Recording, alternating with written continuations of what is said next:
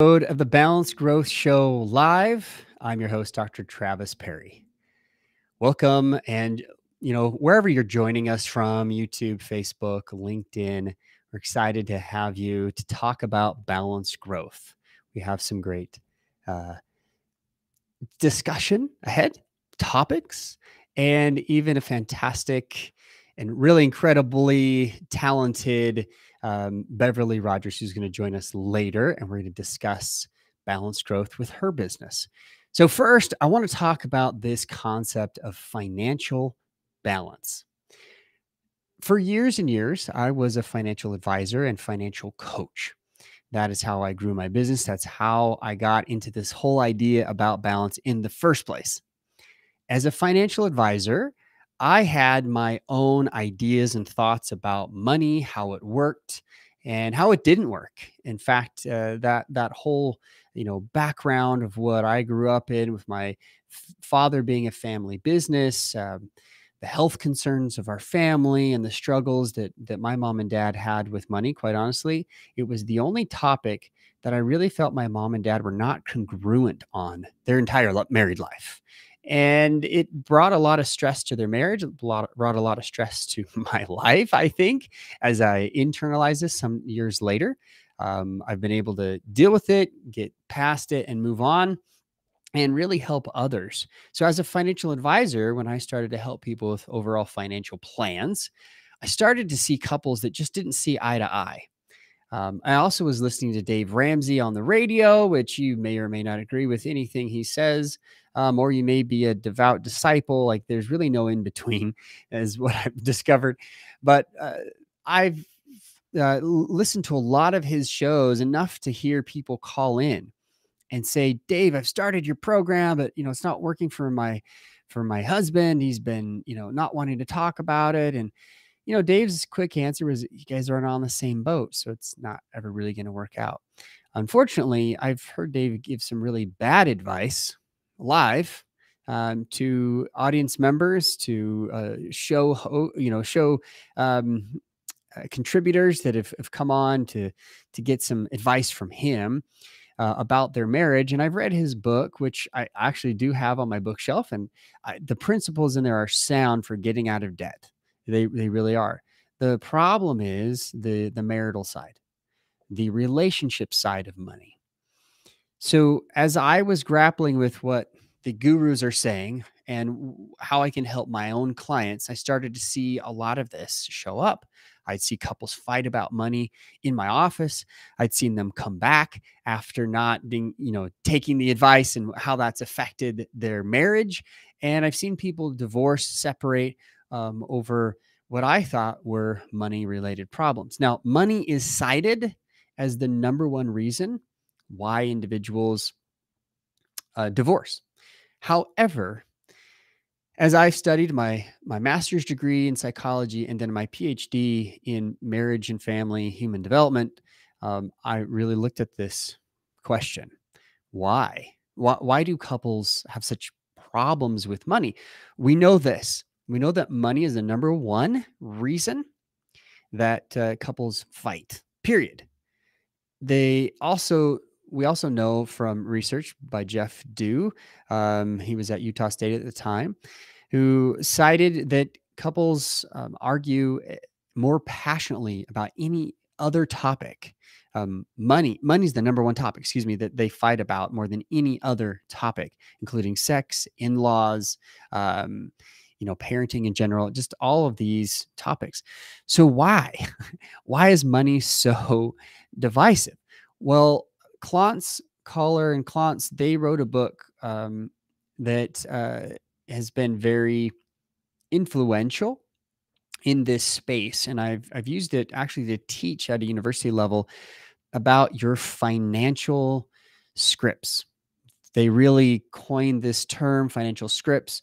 And it's really what you think about with money, how you have, basically programmed your brain.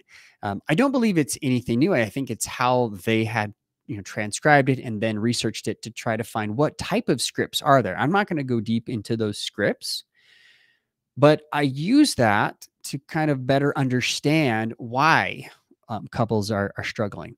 The biggest thing that they mention in their book is that couples just don't have the same scripts. And because they're coming at it from different viewpoints, they're not going to be on the same page until they do. Where they miss the boat is looking at the history that has brought individuals to that point. And this is where I want to start. After doing my dissertation work, I found out the couples that have shared values and shared goals are happier in their relationship, they are healthier psychologically, and they have better financial stability as a couple. Okay? That was found to be true. So if we look at scripts are what we tell ourselves. Values exist before. It's the previous. It's what we really believe to be true before we start reinforcing those scripts in our mind. Where do we gain values from? How do we change those? How do we get on a shared path together? And how does that help us move forward?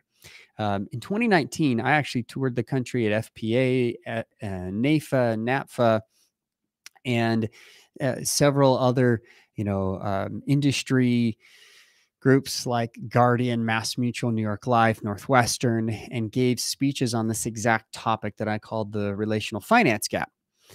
And this gap is where two individuals just they don't line up on the same financial scripts. They don't line up on their financial values. So we're going to start with what is it that makes them actually get on the same page?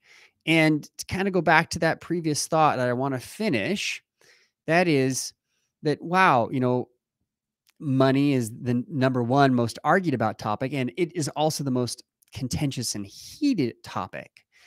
But I'm not going to satisfy that curiosity of what actually causes divorce, because I will tell you, in an academic world, you can't actually look at causes of divorce. You'd have to put people in a divorce camp and people in a married camp forever. And we just can't do that. It's not ethical.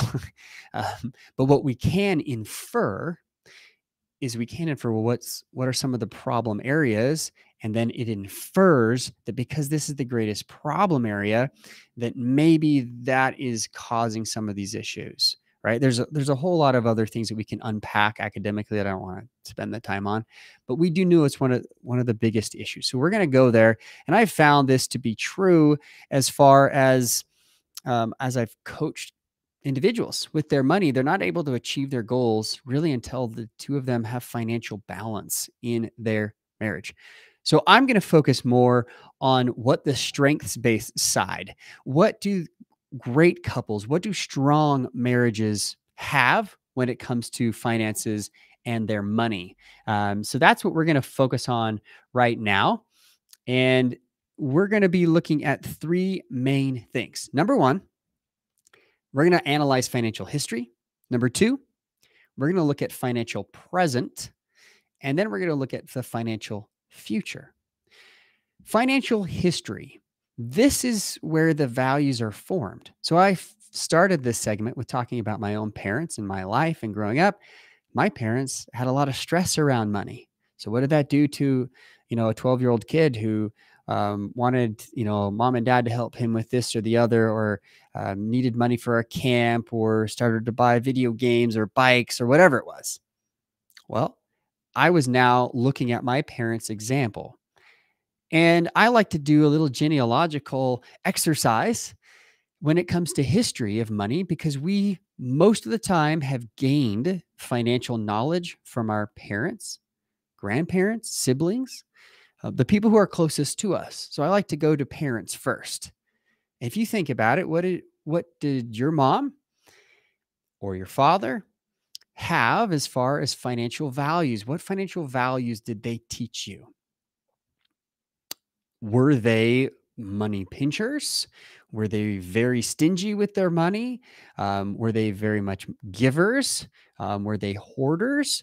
There's all different types, but I just want you to think about, what was it that they illustrated, exemplified for you? Likely, there are differences between mom and dad. Why? Because they had their own money histories from their parents, which were very different. So that said, I can look at the history of my own parents and see how that shaped some ideas of my past. That money history, it can be changed. You can reframe, you can reprogram, and you can start afresh. But you really need to understand what that was like. So for me, my father very much is a penny pincher, and my mom was splurge. So I had two polar opposites, and that really allowed me to see, what kind of direction I wanted to take. And you may gravitate to one or to the other because of your interaction with your parents. But it's still very healthy to know what is your money history. This money history is what informs your money present, or what Klontz, Collar, and Klontz describe as your money scripts. Because this is what you're telling yourself now. How you act now. So if I was to say, gee, I am a money pincher. I don't want to spend a lot of money. Well, then I know that it's probably because I gravitated to my father and I wanted to be more like him financially. Okay. If that was the case. It could also be the case if I wanted to splurge like my mom, then you could see that these habits, this money present, are the scripts that we tell ourselves. Because now we are simply reinforcing the ideas of our past for our present. If you want to change the present, you need to actually go back to your money history and analyze it and reprogram and say, this is what I'd like to do moving forward. Neuroscientists, psychologists, therapists use reprogramming, reframing all the time to help change behavior. Because if you can change thoughts, you can change behavior, or at least this is the method that they use, that they believe. Moving forward, how do you do this as a couple? Well, once you analyze where your separate money histories are from, you can then sit down and say, gee, I'm more of a penny pincher, you're more of a spender, or you're more of a hoarder, you don't have a good relationship with money. The important part is to develop a great relationship with money. If you're a faith-based person like I am, you believe that God gives everything to us for a reason in a season, and that you can have wealth and you can be a righteous person. There's a lot of misnomers in scripture that I believe are misunderstood, misrepresented, misrevelated to people, misunderstood in that revelation of what the money really does mean. Klontz, Collar, and Klontz bring this up, and they say a lot of problems with money happen because of scripture, but they blame religion as just a straight up blame on religion, which I think is unfair.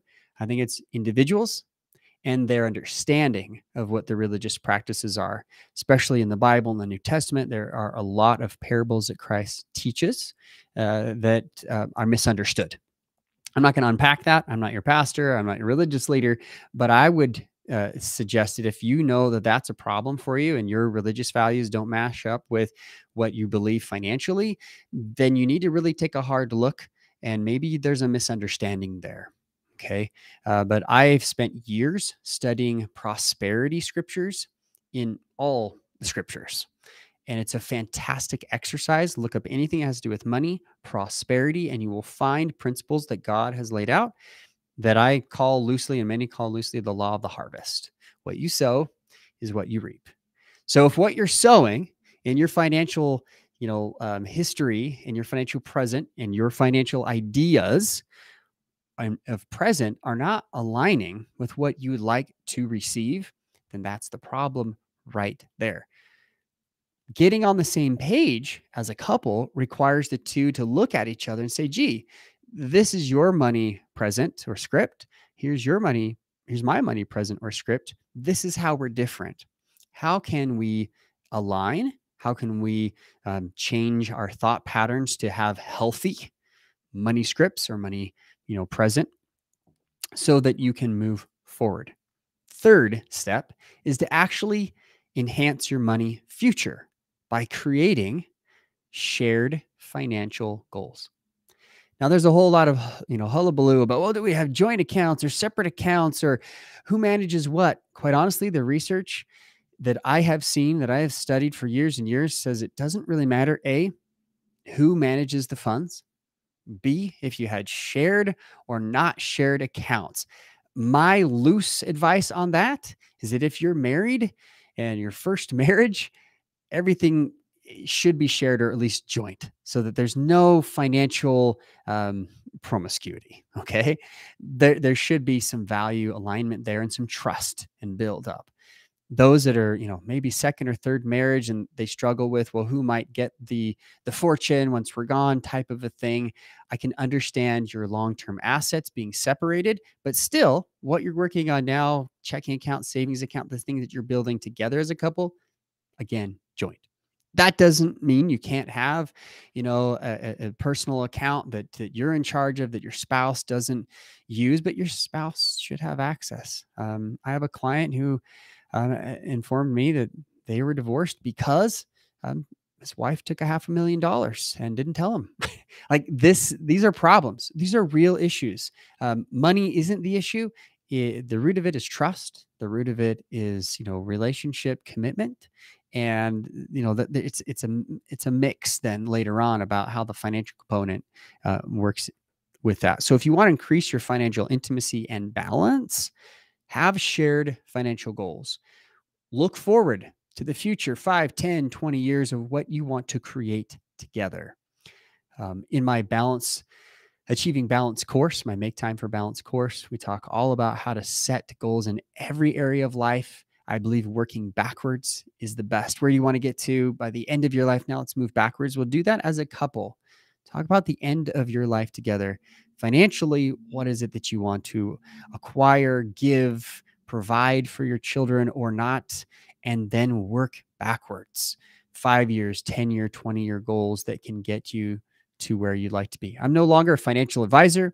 And that is when I believe now you're ready to go meet with a financial planner, a CFP who can help you to then be on track to achieving those goals with what you have.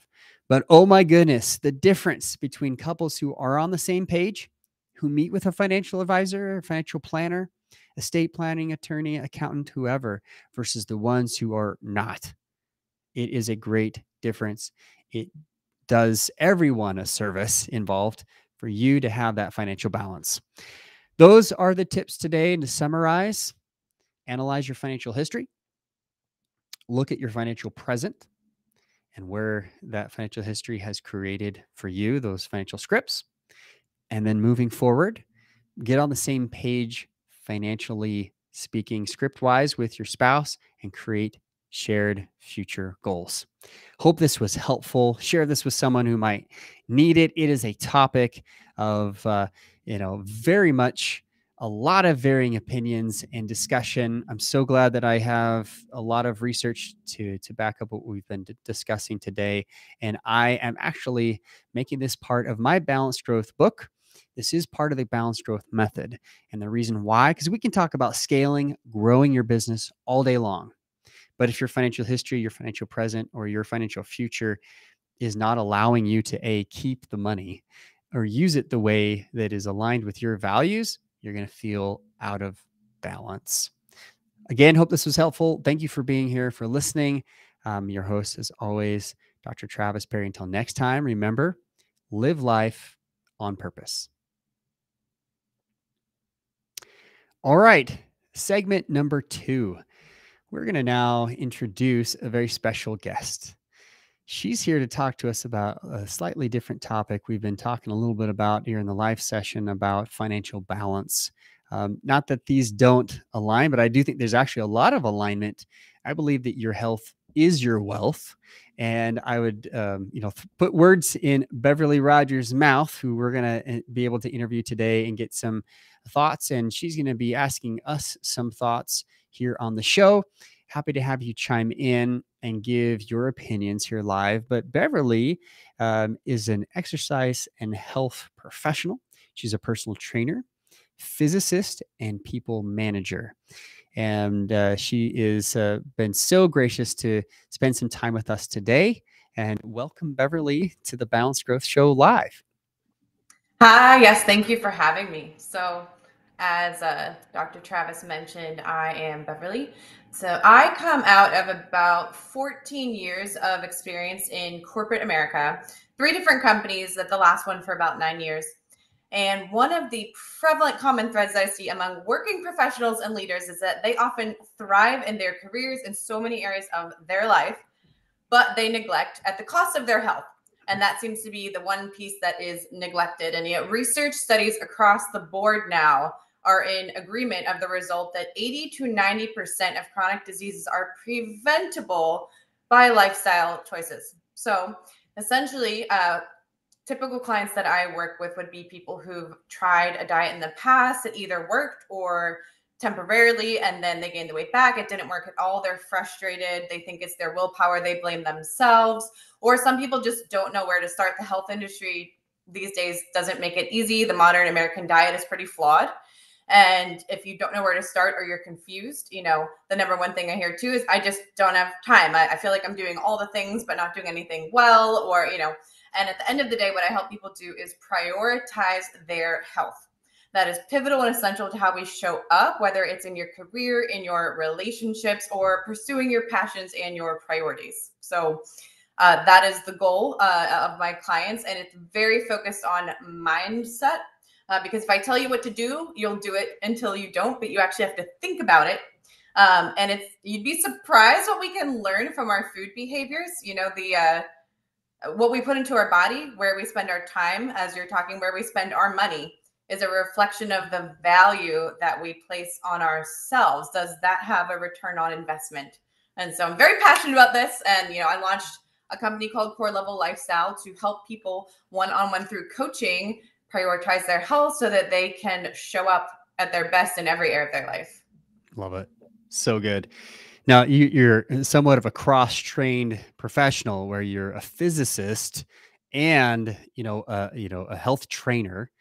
Tell us how that sets you apart from other health professionals. I've had other health coaches here and I refer to them often, but you have a unique, ability to discuss, the physiology here. Talk to us a little bit about how that has helped you to train others.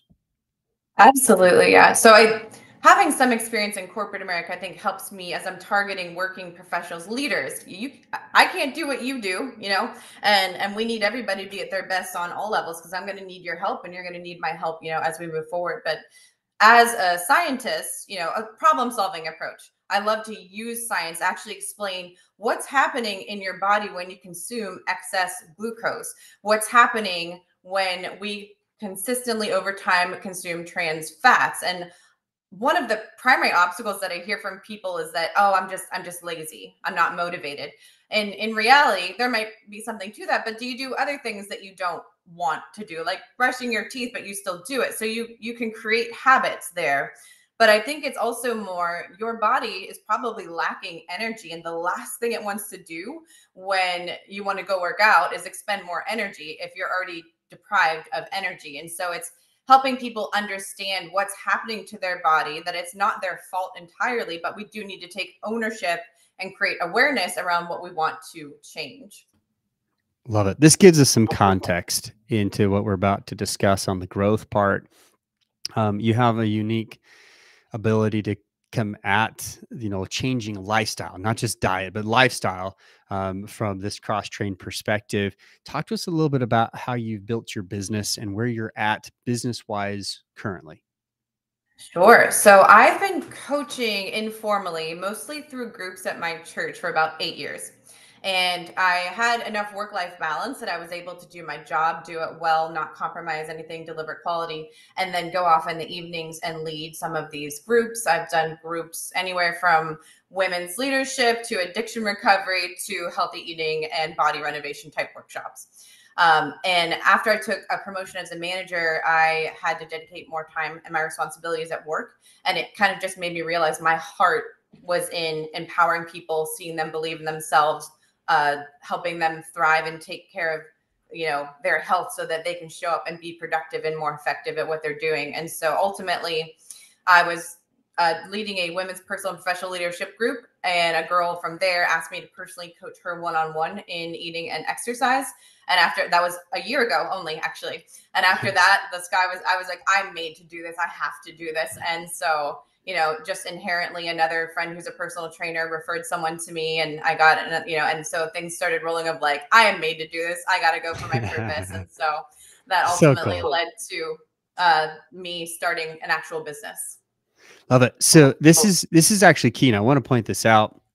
A lot of people, they want to grow and scale, or they think they do. They want to grow and scale their business. They want to, really blow it up without losing their balance. And that's why we have this discussion.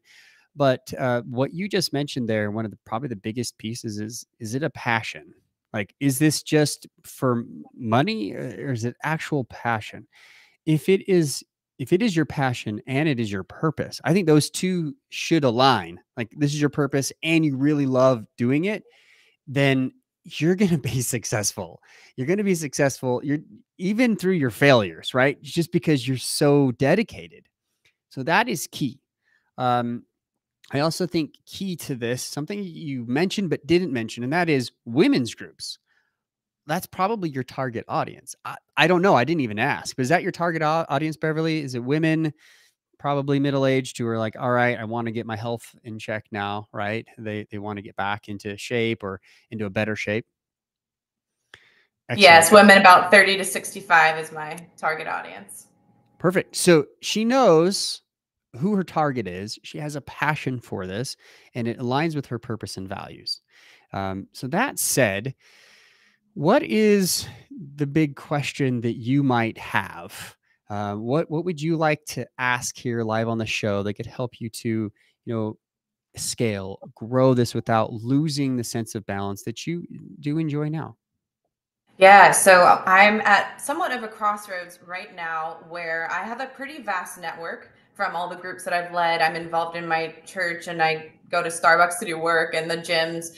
And I'm at a point where I would like to establish my company and gain trust and credibility with people who don't know me. So how do I bridge that gap between, it's easy when I'm in person and people see that I live what I say and I'm not asking them to do what I'm not doing myself. But for people who, I'm some Joe Schmo on the street, why should I tell you my health goals and why should I trust you? Yes. So this is really this gap. You were wanting to bridge the gap between, hey, in person, people trust me. They know me. They see me. They relate to me. I'm at their church. I see them at the local restaurants, or I'm at ball games, or whatever. They know you from the community. And so they either want to get your help, or they've been referred to you by a friend, right? That's kind of how the business has grown.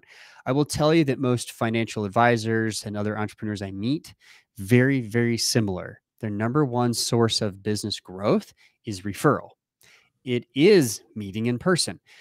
COVID changed all of that.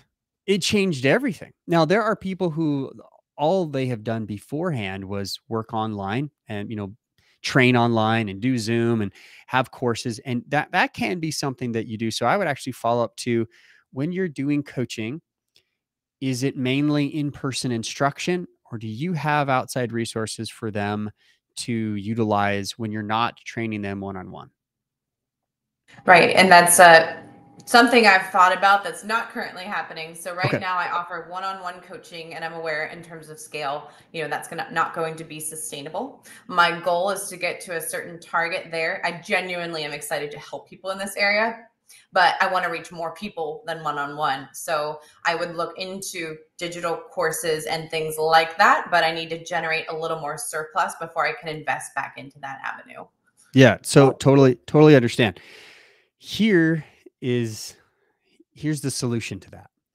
I was coaching one-on-one very much. The previous segment, I was talking about financial balance. I could talk about money and finance as a couple for just like hours and hours and hours. I've done so much research and so much coaching. What I was doing is I would get clients from my speaking engagements. So people that I met in person, like you, they see you, they hear you, like, oh, I need help with that. Everybody does, right? So they finally engaged with me. But what I found is that I was turning myself into a therapist. I would meet with them once a week for an hour, and we'd coach, which was mainly training. It wasn't really coaching. It was me telling them what to do and following up with what I asked them to do the last time. with no resources on the outset. I met a marketing mentor who said, "Are you kidding me? Like you're teaching the same material to different people every single week. Do you know how much time that's costing you?" And the light bulb went off. I immediately bought a green screen and I took my very unprofessional video of me in my basement, like basically recording all of the material that I teach my couples. For you, you probably teach the same principles to everyone, right? The principles are not going to change. But even if you just record that, or step number one, you don't have the resources to maybe just jump in and do a huge project, fine, outline it. Outline it. I like to do 12 steps. Okay. I teach this in my coaching, 12 steps. Why 12? My father was in plumbing construction, and construction, we don't use the metric system in America. What? Come on, we taught it in school. It doesn't matter. We use the English system or the royal system. And why? Well, because 12, I have 10 fingers, so I'm holding up 10. 10 is divisible by 1, 2, 5, and 10, by 4 numbers. 12 is divisible by 1, 2, 3, 4, 6, 12, right? So I think there are more ways to divide and conquer that number. So it's more usable. Does that make sense? So when I say create a course, people are like, "Oh, how do I do that?" Just outline your 12 pillars. If I forced you right now, Beverly, write down the 12 most important principles of your training, I bet you could do it in 5 minutes. Boom, boom, boom. And you just went. No details, just main points. Those are your 12 pillars to your course. All you have to do is create the first lesson. That's it. Create the first lesson. What do you mean? Well, you just record that out, and it doesn't have to be you. It could be a PowerPoint and just record the screen using like some kind of screenshot technology like Loom or some other program, but have the first course done, and it doesn't have to be perfect. When you show up to do training, your principles are sound, but doesn't mean that you deliver it the exact same way every single time. And you may miss out on a detail or two, right? It happens. We're imperfect people. We don't remember everything. But with this first course, you could actually create a course on Teachable, Kajabi, pretty much anywhere nowadays. And you just have that very first video ready. So when you get your client starts video 1, great. Then you go and next week, you create the next video. The next week, the next video. You just stay 1 week ahead of your client.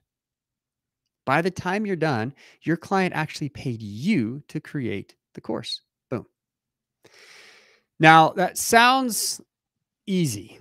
Trust me. I have, again, bought the materials, got the video, did the lights, did the whole green screen, and stood in front and tried to make it all very interactive, and it was canned and it didn't really work that great.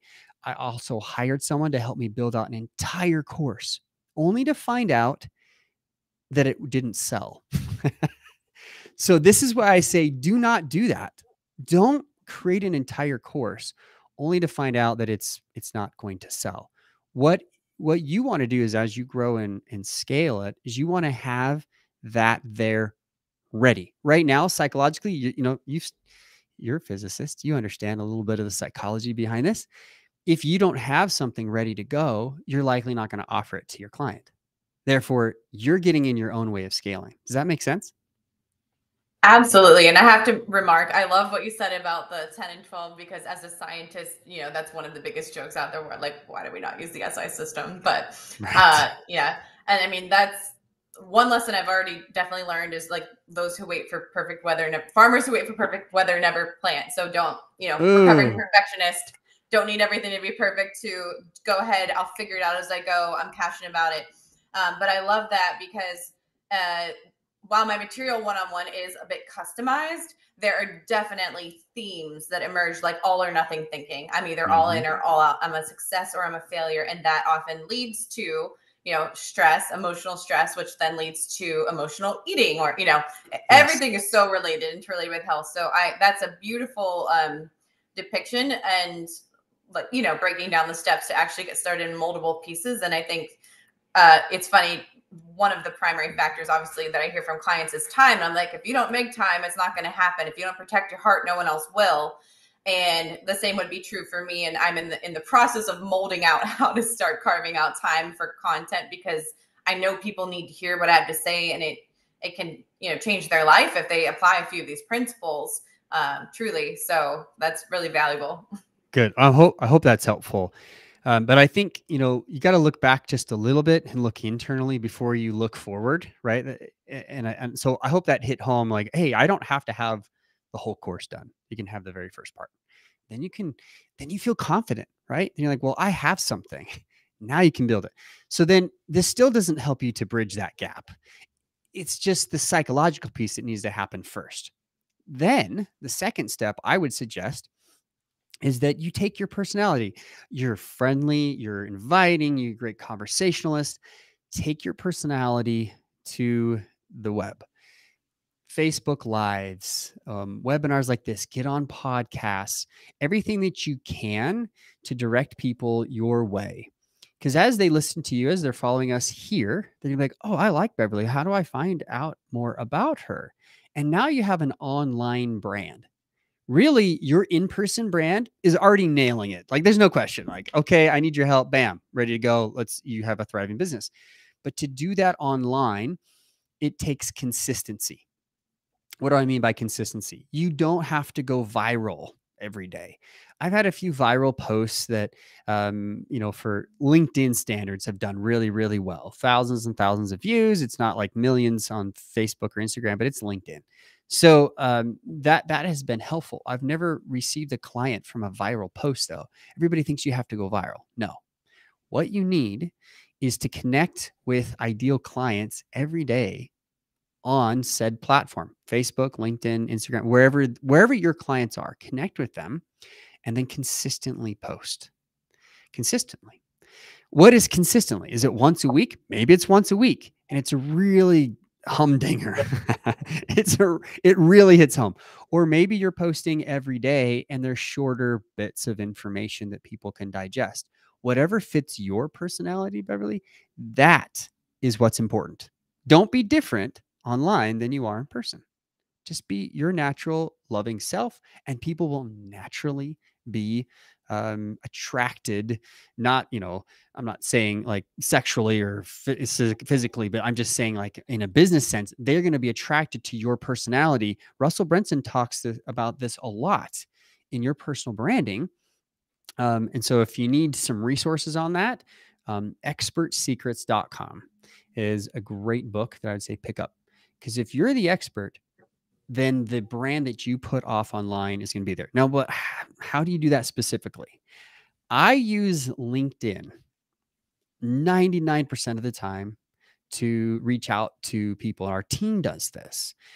So what we do is we use Sales Navigator and we find ideal clients. I even have an automation tool that can sift out who we'd like to talk to. And then we use what I call Inviteology. Inviteology is essentially, hey, come on my podcast. I'd like to interview you for a book I'm writing, or come on our Balanced Growth Show live. Dun, dun, dun, dun. Beverly's here, right? And then our team talks to you, make sure that you're the real deal. And then it's a win-win. You get to talk about your business. I get to help you. And some people will actually ask, well, Beverly, you had me on, but you're the expert. Can you help me with that? And that's when you say, maybe. If you're a good fit, yes. Does that make sense? Yes. I mean, consistency, teach it all day, and progress over perfection, right? Realistic expectations. And I take that back to eating plans. 80% will get you to your goals as long as you're consistent, and we're so busy beating ourselves up over the 20% that we just don't stay. And that kind of ties in with what you said about passion, being passionate about what you do. I'm able to be consistent when I'm not just doing it for, likes or clients, but I'm doing it because I love what I do and I want to share this with people to help people. So that makes consistency a little bit easier. Totally. And isn't it freeing just like, oh, I can just be myself? Like, you've got some examples like Gary Vee. The guy unapologetically is himself, whether you like him or not, you follow him or not. He swears a lot. I don't appreciate that. But what I do appreciate is that he's Gary Vee, right? That's who he is. He wears a baseball cap and he does his thing. A lot of people, I think, online are just acting, and it's not natural. It's not who they are. If you go on my LinkedIn profile, you'll see pictures of my family, me mountain biking. Like, I'm trying to have this balanced vibe because that's my brand, right? So if you're out there trying to help people with their lifestyle, show them what that lifestyle looks like online so that they're like, oh, wow, yeah, I know Beverly. She'd be great to help me change my lifestyle. She lives what she preaches. Show that online, showcase that. And then, depending on what you want, if you want to, whatever tool you want to use to bring content, especially LinkedIn and other tools now, they want to put the expert up. The LinkedIn algorithm is changing. You can't just post stuff that you do, behind screen and in your shorts and a tie type of thing. What we used to do in pandemic times. You now have to be more of the expert. So that said, illustrate with your brand, your approach on LinkedIn, with that as your expertise. Show that expertise, showcase that, and other people will see it and they'll gravitate to it. Then decide, what kind of content do you want to bring out? Have you thought about writing a book? Do you want to do a podcast? Are you a speaker? Whatever it is, Inviteology, that method can be used to bring people into your whatever you're doing. Let's say you just want to do that course. Maybe you want to interview people about the course itself. And I'm telling you right now, using that Inviteology technique, that's how we got talking today. That's how, again, 99% of our business has come in organically, because once they're with us, they're like, man, you're the expert. Can you help me with this? And the doors open up. And if they're a great fit, awesome. And you know your ideal client. If they're not a great fit, it's okay. Say, hey, I got somebody you can work with. Sure, I can help you find someone. But if they are, then you can bring them into your process. Has this been helpful today? Has this been good stuff? Yes, good stuff. There's always a lot to learn as an entrepreneur and a business owner, and that's part of what makes it fun, Exactly. If people want to learn more about you and your online brand and persona, and they want to reach out to you, they know, hey, Beverly's going to be creating a course pretty soon. I would be a part of that. Now that we've discussed this here online, where can they go? How can they reach you? Sure. Right now, there are 2 avenues. So I have a LinkedIn profile, Core Level Lifestyle. And also I have a website. It's corelevellifestyle.janeapp.com. A website is in the works with my actual corelevellifestyle.com probably a few months from now. But those 2 places, you can reach me. You can read a little bit more about what I do. My contact information is on there. And, if you need help in this area, I am happy and it would be a joy to come alongside you, and you have everything you need. The power is already within you. It's just bringing it out. So it's a joy to help people do that. It's been a joy to be with you and to learn about your brand, about your struggles. Thank you for sharing them so that we can help others, because I know other people are struggling with these exact same issues. So we appreciate you being brave, being on the show, and all the best to you and everyone else. Until next time, remember, live life on purpose. Thank you. And thanks for having me. I appreciate it and your wisdom.